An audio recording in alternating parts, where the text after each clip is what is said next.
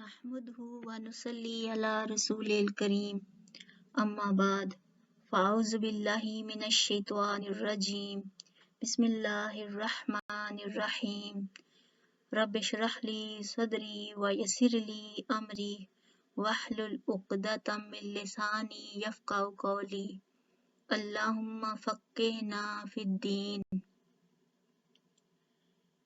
अस्सलामु अलैकुम व रहमतुल्लाहि व बरकातुहू।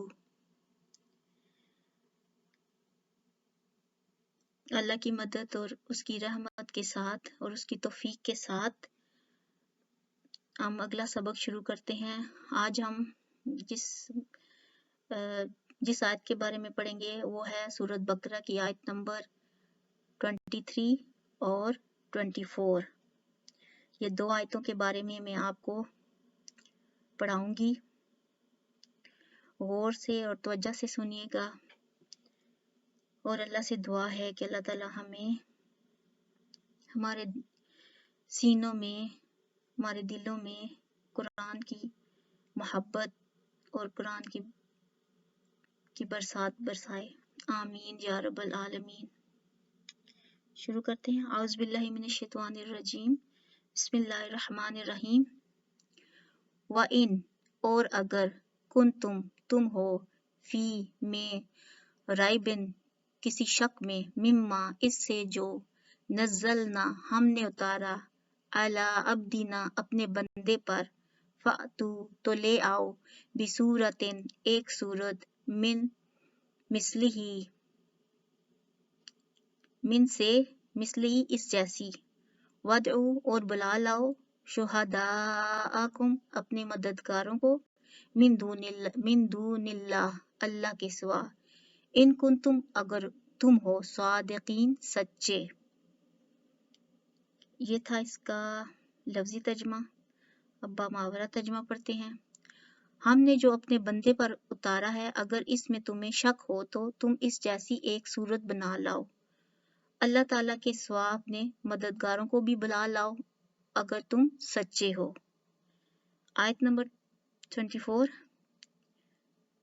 फ़ाइन फिर अगर लम तफ़अलू तुम ना कर सकोगे वलन तफ़अलू और हरगिज ना कर सकोगे फत्तकुन नारा तो डरो आग से अल्लती जिसका वकूदुहा ईंधन है अन्नास आदमी वल हिजारतु और पत्थर और इद्दत तैयार की गई है लिल काफिरीन काफरों के लिए। बामावरा तर्जुमा। फिर अगर तुमने ऐसा ना किया और तुम हरगिज नहीं कर सकोगे बस इस आग से बचो जिसका ईंधन इंसान और पत्थर हैं जो काफरों के लिए तैयार की गई है। अच्छा, अब इन आयात के बारे में इसकी तफसीर पढ़ते हैं। रब्त कलाम तौहीद के बयान के बाद कुरान मजीद के बारे में चैलेंज दिया गया क्योंकि कुरान ने ही तौहीद के दलाइल और दीगर मसाइल बतलाए हैं। इसलिए इब्तिदा में कुरान की हकानियत के बारे में शक करने वालों को चैलेंज दिया गया है कि ये कुरान मन जानिबिल्लाह यानी अल्लाह की तरफ से है, किसी इंसान की ज़हनी इख्तरा नहीं है। अगर फिर भी तुम्हें यकीन नहीं आता तो तुम ऐसा कलाम बना कर दिखाओ।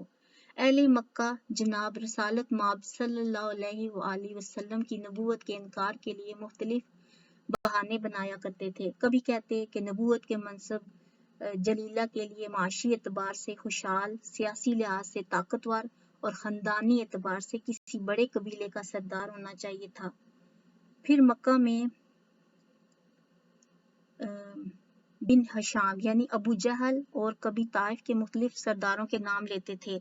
हालांकि लोगों की नज़रों में आप सल्लल्लाहु अलैहि वसल्लम के मुकाबले में किसी दूसरे का नाम जचता ही नहीं था क्योंकि सीरत और सूरत के हवाले से आपका पल्ला सब पर भारी था।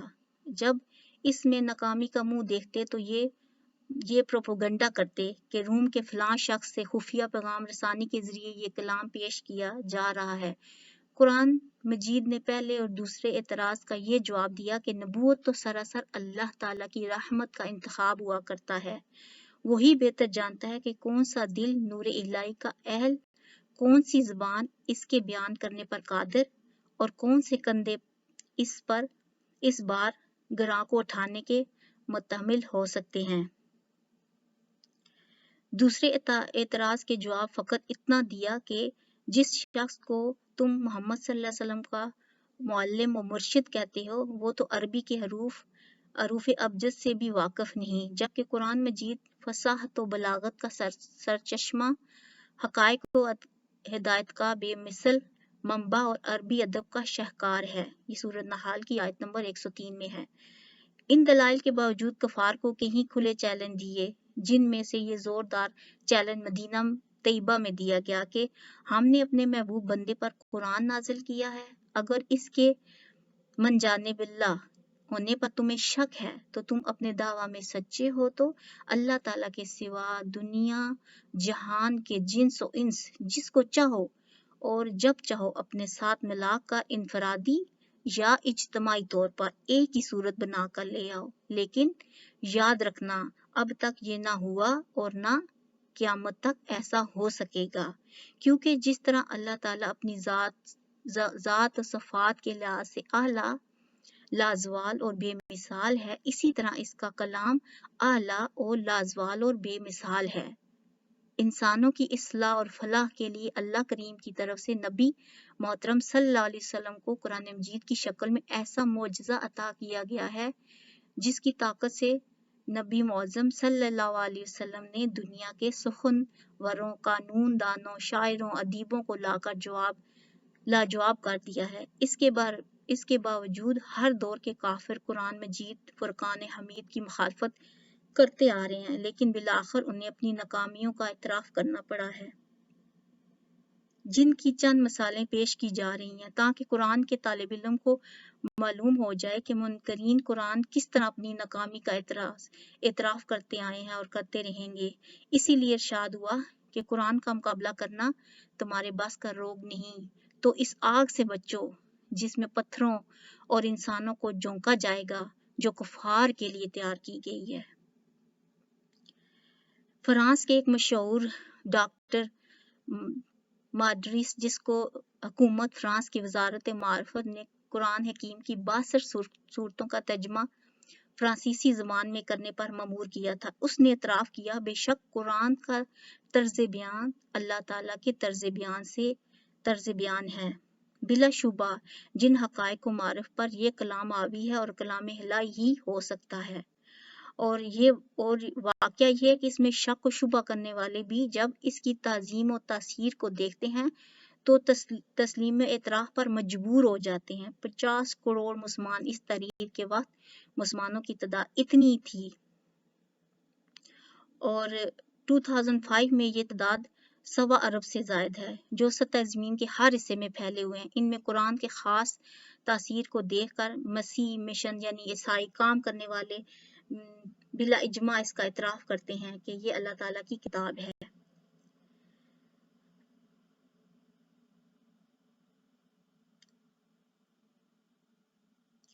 اچھا، یعنی کہ دنیا کے بہت سارے لوگوں نے قرآن پاک کو، جو بڑے بڑے اپنے آپ کو سمجھتے تھے، کسی عہدوں پر فائز تھے، انہیں بھی، ایون جو مسلمان نہیں تھے انہیں بھی اللہ تعالیٰ کی قرآن پر یعنی ان کو ماننا پڑا، اور یعنی کہ ان کی عقل دنگ رہ گئی کہ اس قسم کا کلام ایسے شخص کی زبان سے کیوں کر ادا ہوا جو بالکل ان پڑھ تھا۔ تمام مشرق نے اقرار کر لیا، ہر لحاظ سے اس کی نظیر پیش کرنے سے عاجز ہے۔ یہ وہی کلام ہے جس کی بلند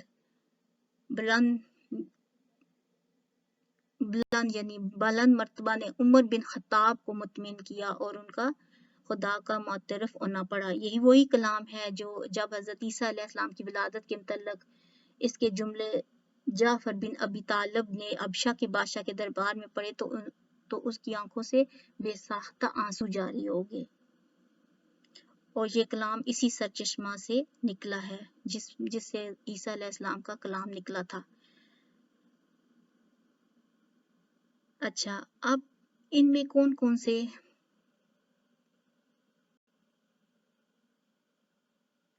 मसाइल बयान हुए, यानी इस आयत में अल्लाह ने क्या बताया? इस आयत में अल्लाह ताला ने बताया कि अल्लाह ताला ने अपने बंदे हज़रत मोहम्मद सल्लल्लाहु अलैहि वसल्लम पर कुरान नाज़िल फरमाया, जो कि हम सब जानते हैं और हमारा ईमान है इस पर। और सारी मखलूक मिलकर भी कुरान की एक जैसी सूरत नहीं बना सकती, बल्कि एक आयत क्या एक हर्फ नहीं बना सकती। और जहन्नम में पत्थर और अल्लाह के नाफरमान झोंके जाएंगे, यानी कौन होंगे? जो जहन्नम में फेंके जाएंगे, जो अल्लाह के नाफरमान, जो कुफार हैं, वो जहन्नम में, यानी उनको डाला जाएगा।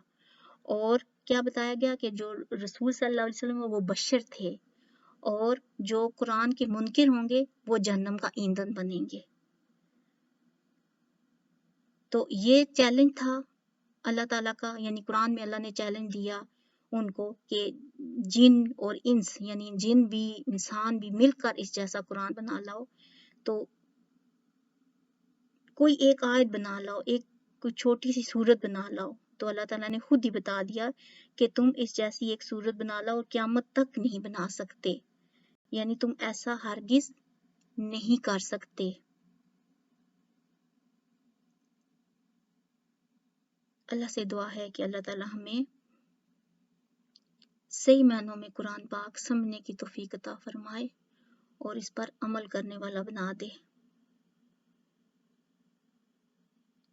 सुब्हानक अल्लाहुम्मा व बिहम्दिका अशहदु अल्ला इलाहा इल्ला अस्तगफिरुका व अतूबु इलैक। अस्सलामु अलैकुम व रहमतुल्लाहि व बरकातुहू।